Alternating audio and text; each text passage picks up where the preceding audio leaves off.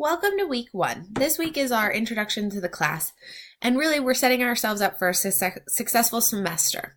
So what you want to do this week is review the syllabus, watch the syllabus explanation video, and take the syllabus quiz. The quiz doesn't count for a grade, it's just to check in and make sure you got the important points. You're going to review the ESOL CERT video. You're going to complete your weekly schedule on the Google Doc. What you want to do is type your name here,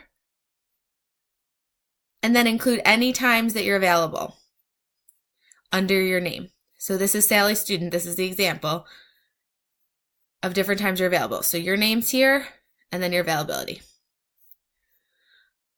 Complete the Getting to Know You post, and make sure to purchase your course text as soon as possible. And then by Friday, you're going to respond to the postings of at least 3 of your classmates. As we get started, let me know if you have any questions.